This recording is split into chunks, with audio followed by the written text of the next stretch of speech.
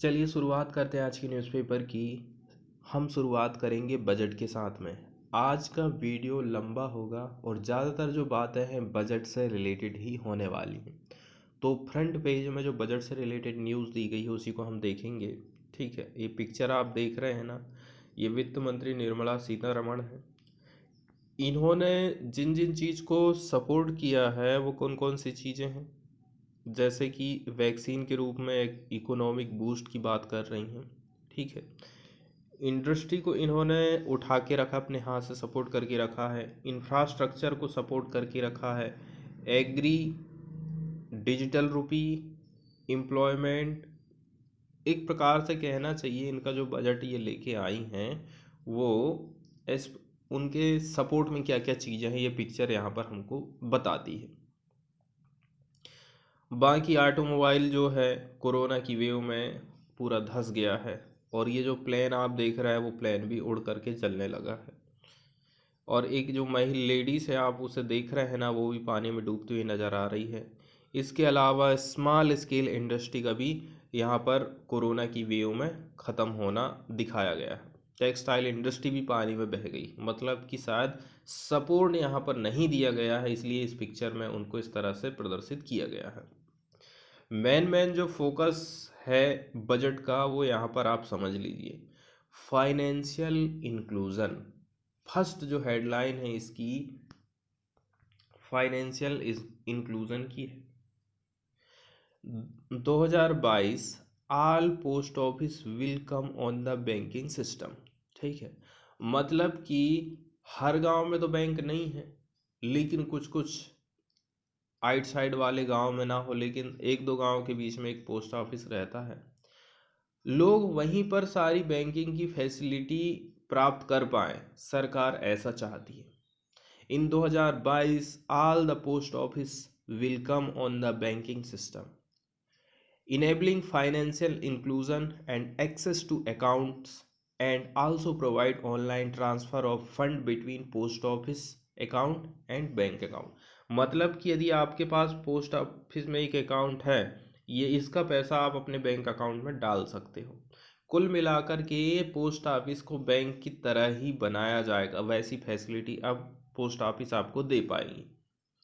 इसको यहाँ पर फाइनेंशियल इंक्लूजन का नाम रखा गया है। अगली बात करी जाती है इंफ्रास्ट्रक्चर की। इंफ्रास्ट्रक्चर में आपकी सड़क आ जाती है, रेलवे आ जाता है, ठीक है, पुल आ जाते हैं।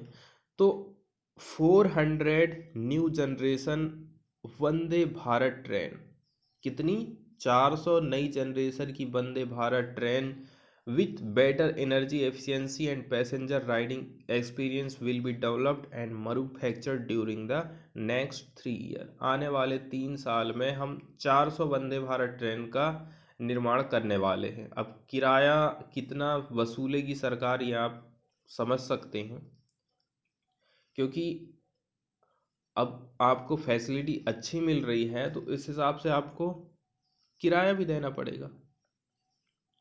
इसके अलावा डिजिटल करेंसी की बात करी जाती है। बहुत समय से ये मांग उठ रही थी कि जो अभी क्रिप्टो करेंसी चल रही है इंडिया में, जो लेन देन हो रहा है उसको सरकार रेगुलेट करेगी। तो सरकार ने कुछ ऐसा कर दी है कि हम क्रिप्टो करेंसी के लेन देन पर 30% का टैक्स काटेंगे। इसके अलावा हम आरबीआई की तरफ से खुद की एक डिजिटल रुपए करेंसी आने वाली है, जल्दी ही आपको देखने को मिल जाएगी। स्टार्ट हो जाएगा 2022-23 से। It will lead to a more efficient and cheaper currency management system. इसके अलावा एक बात और बताई जाती है कैपेक्स के बारे में। Capital expenditure is being stepped up. ठीक है, मतलब कि सरकार ऐसी जगह खर्च कर रही जहां पर पूंजी का निर्माण हो। ऐसा नहीं कि एक बार सरकार ने बना दी है तो उससे सरकार की कोई इनकम ही नहीं आ रही। ज़्यादातर सरकार ने यही टारगेट रखा है। ठीक है, 35% की वृद्धि देखने को मिली है कैपिटल एक्सपेंडिचर में, 5.5 लाख करोड़ से 7.5 lakh crore. This is more than 2.2 time, ये 2.2 गुना ज़्यादा है 2019-20 के बजट से यदि देखा जाए तो। शुरू में बात करी जाती है ऐसे व्यक्ति जो कि जॉब कर रहे हैं, तो उनके लिए तो सरकार ने कोई भी छूट नहीं दी है। जितना टैक्स आपका कटता था ना, वो टैक्स आपको भरना ही पड़ेगा। The salaried and middle class, however, got no direct relief in the form of tax break to counter inflation and the COVID impact on income and jobs. तो टैक्स काट के सरकार हो सकता था कि इन्फ्लेशन को कंट्रोल करती, ठीक है, कोरोना के इम्पैक्ट को कम करती, आपकी इनकम थोड़ी सी बढ़ जाती, जॉब में वृद्धि हो जाती। Nor was there any significant nudge to इस पर प्राइवेट कंजप्शन, और इसी प्रकार से ना तो कोई प्रयास किया गया है कि प्राइवेट जो कंजप्शन बढ़े। प्राइवेट कंजप्शन यदि बढ़ता, ठीक है, वो कब बढ़ता, जब लोगों के हाथ में पैसा रहता। अब सरकार उनके पैसे को काट ले रही है टैक्स के रूप में, तो उनके हाथ में पैसा कम रहेगा, प्राइवेट कंजप्शन कम होगा, तो हमारी जो इकोनॉमिक एक्टिविटी है ना, वो भी कम होने वाली है। आगे बताया जा रहा, the government has not rise taxes in these covid affected budgets. ठीक है, कोविड-19 से अफेक्टेड हमारा बजट है, इसलिए हमने टैक्स बढ़ाए नहीं। ठीक है, काटने वाली तो बात ही नहीं की जा रही, घटाने वाली। But stress that several proposal aimed at helping farmer, startup, micro and small medium enterprise as well as affordable housing project will ultimately benefit the middle classes. किसका किसका फायदा होने वाला है यहाँ पर मैडम ने बता दी है।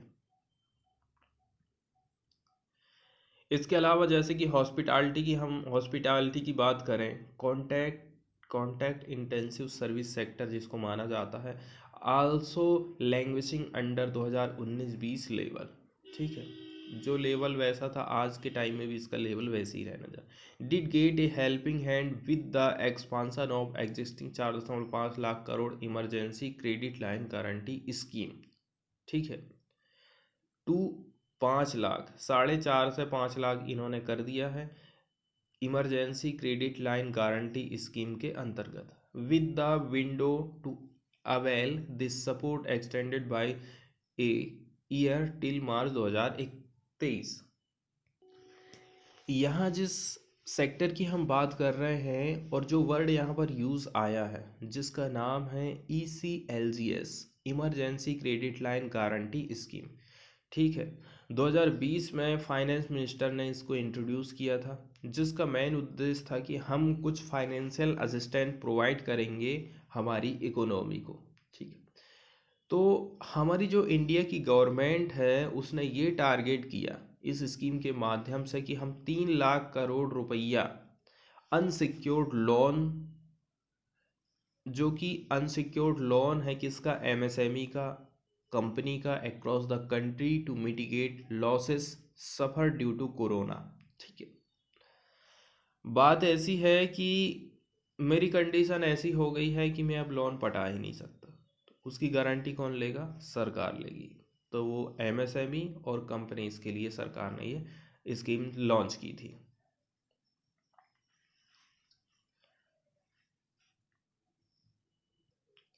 अब इसमें बताया जा रहा है ना केवल MSME को ये फ़ायदा मिलेगा, इसके अलावा ECLGS 3.0 की हम बात करें, will also extend financial assistance to companies from other sector. उसमें शामिल है sport, leisure, hospitality, travel, tourism and sector that have suffered severely during this lockdown. एक लेकिन यहाँ पर कैपिंग लगा दी गई है, total outstanding credit of less than 500 crore. किसी कंपनी की जो आउटस्टैंडिंग है वो 500 करोड़ से कम रहना चाहिए। और इसके अलावा the overdue balance is less than 60 days as of the date mentioned earlier. ठीक है, और जो ओवरड्यू बैलेंस है वो 60 दिन से पहले का होना चाहिए। अब सबसे काम की बात कर लीजिए जॉब क्रिएशन के लेके। ठीक है, सरकार का कहना है कोरोना के चलते चलते लोगों को नौकरी नहीं मिल पाई है, तो हम डायरेक्ट नौकरी नहीं दे रहे हैं, हम क्या काम कर रहे हैं, प्रोडक्शन लिंक्ड इंसेंटिव स्कीम चला रहे हैं। ठीक है, मतलब कि कंपनियों को हम ये पैसा दे रहे हैं कि आप जो है अपने प्रोडक्शन को बढ़ाओ। अब ज़रूरी नहीं है कि प्राइवेट सेक्टर अपने प्रोडक्शन को बढ़ाने के लिए वर्कर को हायर करेगा, कितने हायर करेगा कितने नहीं रखेगा ये उसके ऊपर डिपेंड करता है। तो प्रोडक्शन लिंक इंसेंटिव 14 सेक्टर को हम देने वाले हैं। बताया जा रहा है कि ये 60 लाख न्यू जॉब को क्रिएट कर सकते हैं आने वाले 5 साल में। Some omissions. While the budget marked a continuation of a strategy adopted last year to lift the economy from corona lockdown induced plunge of 2020-21। आगे स्मार्ट सिटी की बात करी जाती है। For instance phrase push made on creating livable cities and better planning framework for urban areas, जहाँ पर आप कह सकते हो कि लाइवेबल सिटी क्रिएट करने की बात सरकार कह रही है, बेटर प्लानिंग का फ्रेमवर्क की बात कह रही है अर्बन एरिया में, जहाँ पर half of Indian could live bye 2047। ठीक है, जहाँ आधी जनता ऐसी जगह में निवास करेगी 2047 तक। But there was no talk of the government's existing programme to build smart city. लेकिन आज के दिन में उनका क्या प्रोग्राम है इसके बारे में कोई बातचीत नहीं की गई थी। इसके अलावा without mentioning the border with China the budget promised a convergence of existing border area development programs to provide better physical and digital connectivity to villages with sparse population on the northern border। अब China के साथ में जो border है, क्या विवाद है, क्या रिजल्ट निकल के आया है, कहाँ तक बातचीत हुई, उससे तो रिलेटेड कोई यहाँ पर रिजल्ट सामने नहीं आया है। लेकिन वहाँ के जो गांव हैं, ठीक है, चाइना के साथ में जो गांव लगते हैं उनको हम बेटर तरीके से फिजिकली और डिजिटली कनेक्ट करने का काम करेंगे, ऐसा यहाँ पर बात करी जाती है। इसके अलावा यहाँ पर बात बताई जाती है 50 ईयर लोन फॉर स्टेट्स। ठीक है, मतलब कि 50 साल का पीरियड है, इतने साल में इतने साल तक स्टेट गवर्नमेंट को इसका फ़ायदा मिलेगा। Separately in A move that should help reduce federal friction. केंद्र सरकार और राज्य सरकार के बीच में जो नॉर्मली टकराव होते रहता है कि हमें केंद्र सरकार पैसा अलॉट नहीं कर रही, मनरेगा में पैसा कम दे रही है, ऐसे बहुत सारे जो टकराव होते रहते हैं उसको सरकार थोड़ा कम करना चाहती है लोन बांट करके। तो निर्मला सीतारमण ने अनाउंस किया है 1 लाख करोड़ रुपया 50 ईयर का इंटरेस्ट फ्री लोन, 50 साल के लिए 1 लाख करोड़ रुपया। ठीक है, इसमें कोई इंटरेस्ट आपको नहीं देना। For state to pursue critical capital spending project. अब लोन लिए हैं, किस उद्देश्य के लिए लोन लेना है? Capital spending project aligned with PM Gati Shakti programme, digitisation या फिर अर्बन रिफॉर्म। ये इतने सारे एरिया इसके कुछ बता दिए गए हैं कि आप इस पैसे का यूज़ कहाँ कहाँ कर सकते हो। ठीक है, क्रिटिकल कैपिटल स्पेंडिंग प्रोजेक्ट।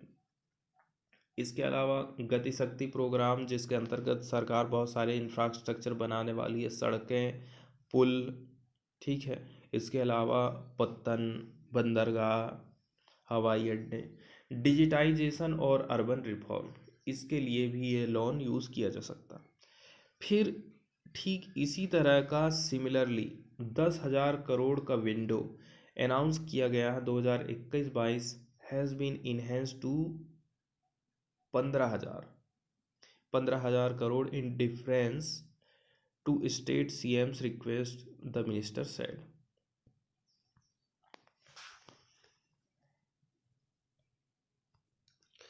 इसके बाद अगली जो न्यूज़ है वो 5G नेटवर्क की सर्विस से रिलेटेड है। 5G services to roll out in financial year 2023, ऐसा निर्मला सीतारमण ने कहा है। ट्राई सेटिंग ऑक्शन टर्म्स, ऐसा वैष्णव का कहना है। Union finance minister Nirmala Sitharaman ने ट्यूसडे के दिन ये कहा कि government would auction telecom spectrum in 2022। Telecom का जो स्पेक्ट्रम है उसको 2022 तक हम क्या करेंगे, उसकी ऑक्शन करेंगे, which will facilitate private players to roll out 5G service before March 2023। और मार्च 2023 के पहले आपको 5G की सर्विस मिल जाएगी।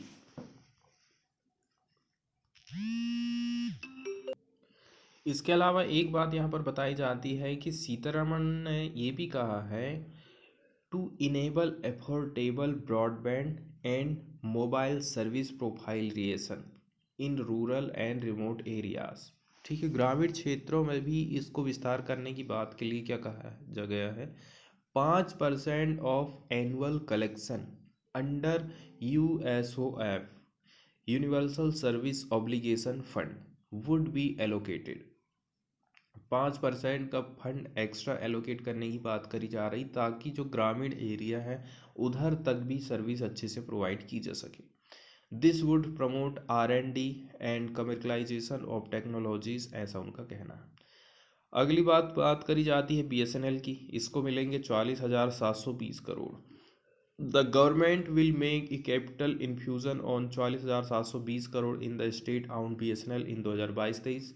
The majority of the telecom ministry's estimated capital expenditure budget documents show.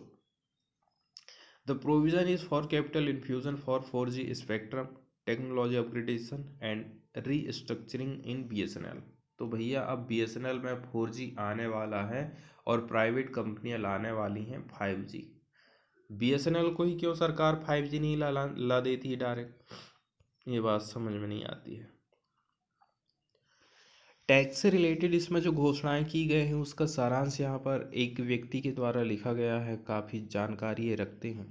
उन्होंने ये बताया है कि पर्सनली आप देखोगे तो आपको कोई रिलीफ तो नहीं दी गई है कि टैक्स में सरकार ने कटौती की हो ताकि आपकी सेविंग हो सके, आपकी सैलरी थोड़ी बढ़ के आए। इस प्रकार का रिलीफ कोई भी हमें देखने को नहीं मिला है। लेकिन यदि आप बात करोगे कि प्रोसीजरल साइड, मतलब कि कामकाज जो हो रहा है टैक्स वसूली का, उसकी तरफ क्या सुधार किया सरकार, there is an important change that will enable tax payer to update their return beyond the short existing time limit for filing belated return. इसका मतलब ये है आपको थोड़ा सा टाइम मिलता है आपका रिटर्न फाइल करने के लिए, आप वो नहीं कर पाए तो आप लेट भी हो गए हो तो कोई बात नहीं, सरकार कह रही ठीक है। This will now be possible up to 2 years from the end of assessment year. ठीक है, असेसमेंट वाला जो साल है यहाँ से आपका 2 साल तक आपको थोड़ा सा राहत दी गई, but comes with a cost, लेकिन आपको कुछ पैड तो करना पड़ेगा। The tax payer has to pay an additional tax between 25% and 50%, 25 से लेके 50% आपको देना पड़ जाएगा on the additional income declared in the updated return. Updated return में मान के चलिए आपने 100 रुपया आपकी इनकम बता दी है, तो उसका 25 से लेके 50% तक आपको एक्स्ट्रा चार्ज देना पड़ सकता है। This is a far reaching change and will enable tax payer to address inadvertent error and obtain certainty without going through a complex time consuming litigation process। अब बात कर रहे हैं हम बिजनेस की। The tax proposal are something of a mixed bag. ठीक है, दोनों चीज़ की बात यहाँ पर करी जा रही।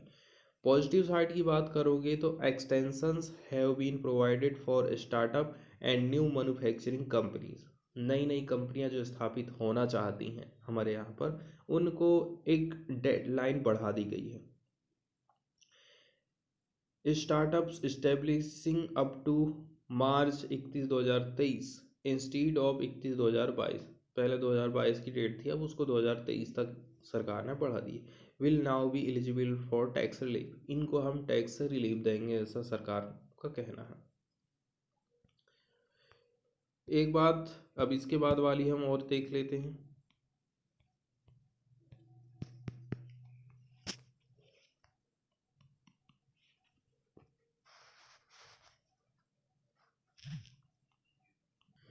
एक और जो काफ़ी न्यूज़ में रहा था कि जो नई नई कंपनियां स्थापित होंगी उनको हम कंसेशनल दर पर टैक्स लगाएंगे। Similarly to avail of the concessional 15% tax rate, यदि आप चाह रहे हो कि सरकार में से 15% का टैक्स ले, ठीक है। New manufacturing companies had to commence manufacture by March 31 2023। This date has been extended to March 31 2024। On the other hand, the scope of TDS has been extended to benefit the perquisites arising in the course of business. Last year, new provision was introduced requiring a higher rate of withholding on payment made to person who had not filed their income tax return for both year preceding the year of payment. Cooperative society की भी बात यहाँ पर करी जाती है। देखो, currently cooperative societies are required to pay alternate minimum tax at the rate of 18.5%। आज के टाइम में 18.5% के हिसाब से उनको टैक्स देना पड़ता है। हाउएवर द कंपनीज पे the same at the rate of 15%। ठीक है, 18.5 था पहले, अब 15% की बात करी जा रही है। इसके अलावा निर्मला सीतारमण ने आल्सो प्रपोज्ड किया है to reduce the surcharge on cooperative societies from present 12% से 7%। जो सरचार्ज की वसूली की जाती है उसको भी हम कम करेंगे, ऐसा निर्मला सीतारमण के द्वारा कहा गया है। इसके अलावा एक बात और बताई जाती है, budget extend more SOP for IFSC। ठीक है, अब ये क्या बात है इसको भी हम देख लेते हैं। taking forward its effort to further promote the International Financial Service Center in Gujarat. ठीक है, मतलब कि गुजरात में एक संस्था है IFSC जिसका नाम है international financial service centre. The government has proposed income tax incentive to promote various business activity जैसे कि ship leasing and financing, offshore fund management and offshore banking activity at GIFT City. ये सारी चीज़ें यहाँ पर होने वाली हैं।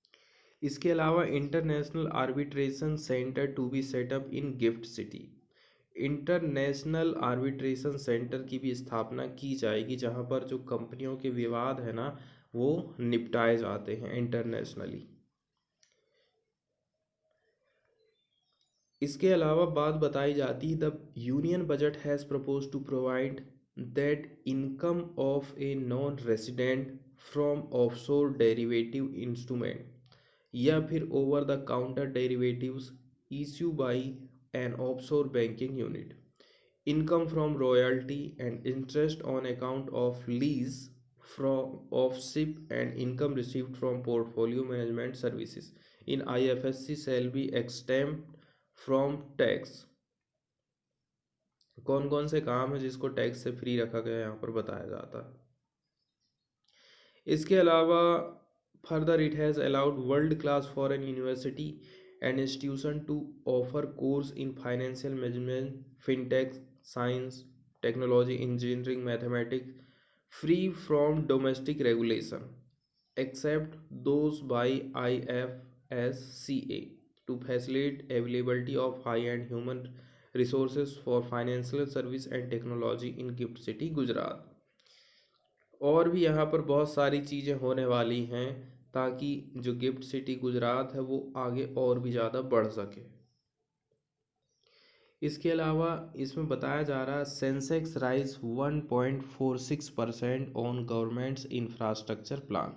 अब चूंकि सरकार गति शक्ति प्लान के अंतर्गत हमारा जो इंफ्रास्ट्रक्चर सिस्टम है ना उसको एकदम नया और मजबूत बनाना चाहती है। ठीक है, तो इसी के चलते चलते जो सेंसेक्स है ना उसमें हमको उछाल देखने को मिला है। The national master plan aims to massive upgrade India's infrastructure.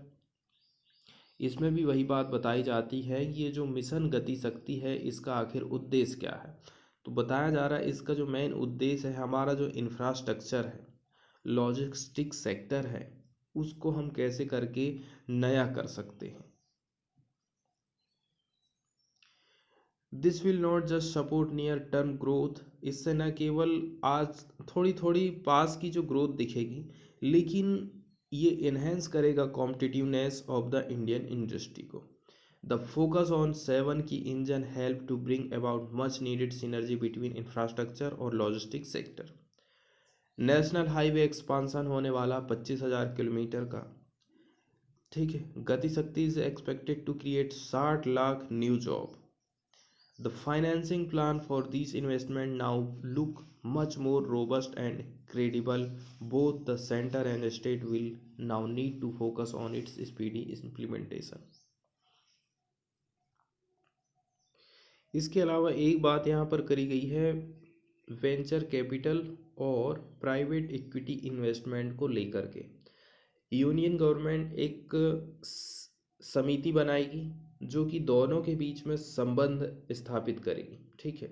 Suggest करेगी measure to boost venture capital, इसके अलावा प्राइवेट इक्विटी इन्वेस्टमेंट को। Aim is to reduce friction. Finance minister Nirmala Sitharaman का कहना है, ठीक है, वेंचर कैपिटल और जो पीई है, प्राइवेट इक्विटी इन्वेस्टमेंट है, investor infuse more than 5.5 lakh crore last year, facilitating one of the largest startup and growth ecosystem. तो सरकार इस क्षेत्र में भी आगे कुछ कदम उठाना चाहती, हम इसको स्केल अप करना चाहते हैं, बढ़ाना चाहते हैं। इसके अलावा हम ध्यान रखेंगे रेगुलेट करने को लेकर के, ताकि कोई फ्रिक्शन ना हो। An expert committee will be set up to examine and suggest appropriate measure, ऐसा इनका कहना है। नेक्स्ट न्यूज़ हम देखने वाले हैं, अब हम बजट की बात छोड़ देते हैं, ठीक है, और फुर्सत से मैं बजट का बाकी जो हिस्सा है ना उसको डिटेल में बनाऊंगा, क्योंकि बहुत लंबा है, ठीक है, काफ़ी टाइम लग जाएगा, शायद 1 घंटा भी कम पड़ जाएगा, इसलिए हम मेन न्यूज़ को भी उठा लेते हैं। एक न्यूज़ आई है सिरुवानी डैम से रिलेटेड, ठीक है। ये केरल में पड़ता है, पलक्कड डिस्ट्रिक्ट में। इसकी लोकेशन है 46 किलोमीटर अवे फ्रॉम पलक्कड शहर। This dam constructed across the Sirwani River is for supplying drinking water to the city of Coimbatore in Tamil Nadu। ठीक है, क्यों बनाया गया है? ताकि तमिलनाडु में पानी की सेवा ये दे सके। The dam is surrounded by reserve forest।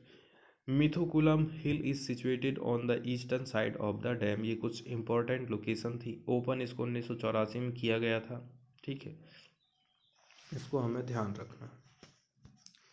News की बात करें तो तमिलनाडु का कहना है केरला से कि इसका जो आउटफ्लो है ना, इसको आप बढ़ा दीजिए। बहुत ही सुंदर नज़ारा है इसका, लेकिन ये देखिए ना सिरुवानी डैम का, क्योंकि केरल ने बनाया था तमिलनाडु को वाटर सप्लाई करने के हिसाब से। The water shortage could affect areas around Coimbatore. तो वही बात आ जाती है ना कि कोयम्बटूर वाले एरिया को हम ड्रिंकिंग वाटर प्रोवाइड करेंगे। अगली न्यूज़ हम देखने वाले हैं श्रीलंका से। Sri Lankan navy detain 21 Indian fisherman. They have been charge with poaching on island nation's territorial water. ठीक है, श्रीलंका की तरफ से हमारे फिशरमैन को डिटेन कर लिया गया है, क्योंकि हमारे जो फिशरमैन थे वो अच्छे संसाधन की तलाश में श्रीलंका की बाउंड्री में चले गए थे, समुद्री सीमा के अंतर्गत। यहाँ पर एक वर्ड आया है, ठीक है, इंटरनेशनल मेरीटाइम बाउंड्री लाइन। इसको इन्होंने क्रॉस कर दिया, इसी के चलते चलते श्रीलंका ने उनको डिटेन किया है। तो सबसे पहले हम जान लेते हैं इंटरनेशनल मेरीटाइम बाउंड्री लाइन के बारे में कुछ बेसिक जानकारी। ए मेरीटाइम बाउंड्री मतलब कि समुद्र की बाउंड्री। इंडिया हमारा, ठीक है, ये इंडिया की बाउंड्री आप समझ लीजिए, ये इंडिया है, इंडिया का साउथ वाला हिस्सा है, इधर से समुद्र लग गया है।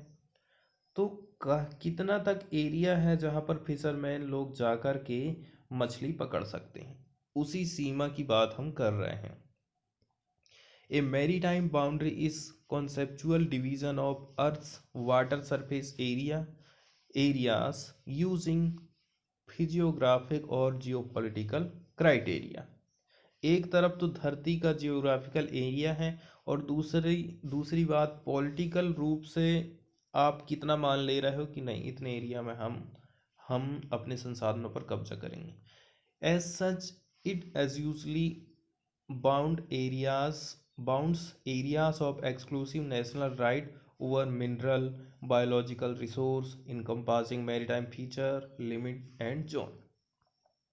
Generally a maritime boundary is delineated at a particular distance from a jurisdiction's coastline। ठीक है, हमारी जो कोस्ट लाइन है वहां तक पार्टिकुलर जो डिस्टेंस है उसको हम मैरीटाइम बाउंड्री कहते हैं। Although in some countries the term maritime boundary represent border of maritime nation that are recognized by the United Nations Convention on the Law of Sea। Next news हम देखने वाले हैं China, French और Uganda के trade relation से related. Chinese और French firm ink Uganda oil deal, मतलब कि युगांडा में अब कुछ ऑयल से रिलेटेड काम चालू होने वाला, प्रोजेक्ट चालू होने वाला, ये काम करेंगे चाइनीज़ और फ्रेंच वाली कंपनी। $10 बिलियन का ये प्रोजेक्ट है। Invites wrath of environmental group, लेकिन इससे इन्वायरमेंटल ग्रुप काफ़ी चिंतित हैं। चाइना की और फ्रांस की oil giant sealed a landmark $10 billion deal on Tuesday to develop Uganda's energy resource. इसके अलावा build a vast regional oil pipeline, a mega project है, ठीक है, that has incensed environmental group. The so-called final investment decision was announced at a ceremony in Kampala by the head of France Total Energies and China की है National Offshore Oil Corporation. Today is the day we commit to invest $10 billion in Tilenga and Kingfisher project and the 1443 kilometre long pipeline, total energies chairman का कहना है। The project aimed to exploit the huge crude oil reserve at Lake Albert। यहाँ पर जो lake Albert है वहाँ के crude oil को क्या करेंगे ये लोग, दोहन करेंगे, निकालेंगे। इसके अलावा 160 किलोमीटर की 100 माइल की natural border between Uganda and democratic Republic of Congo. ठीक है, ये जो है नेचुरल बॉर्डर बनाती है युगांडा और डेमोक्रेटिक रिपब्लिक ऑफ कांगो के बीच में। लेक अल्बर्ट के बारे में बताया जाता है lies atop an estimated 6.5 billion barrel of crude. कितना यहाँ पर आपको क्रूड ऑयल निकल सकता है, of which about 1.4 billion barrel are currently considered recoverable, जिसमें से इतना तो आप रिकवर कर सकते हो। In Uganda the drilling is located in several natural reserve, one of which extend to Murchison Falls. The pipeline project would be displacing thousands of households, लेकिन दिक्कत ये है कि कई सारे घरों को विस्थापित करना पड़ जा रहा है। Endangering water resource for millions of Ugandans and Tanzanians, devastating vulnerable ecosystem, ऐसा कहना है पर्यावरण की जो चिंता करने वाले लोग हैं वो। Campaign group 350 africas.org regional director Landry Ninteretse का ऐसा कहना है।